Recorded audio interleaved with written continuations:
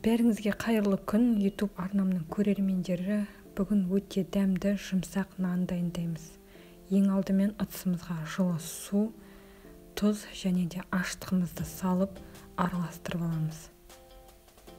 Және де ұнды алдын ала електен өткізіп дайындап алдым. Соны барлығын қосып, жүп-жұмсақ қамыр илеп дайындап аламыз.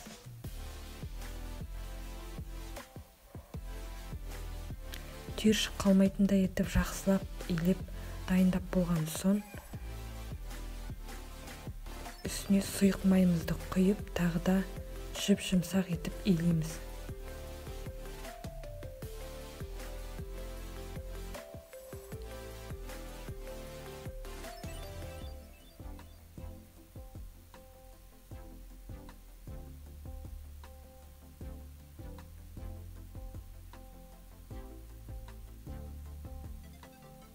Міне қамырымыз да дайын болды, жақсылап илеп алдық. 1,5 сағат көлемінде бетін жауып, жылы жерге қоямыз.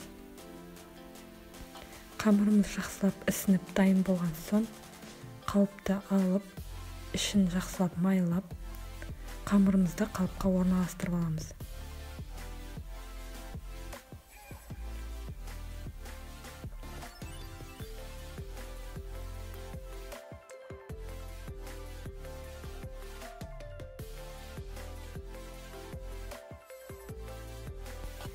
Және де кесеге аздап су құйып, үстіне сұйық май құйып, қамырдың үстінен тағы да майлап шығамыз.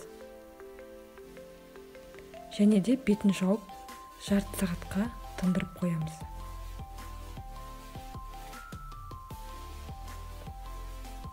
Қамырымыз ісініп болған соң 180 градуста 35 минут пісіріп аламыз.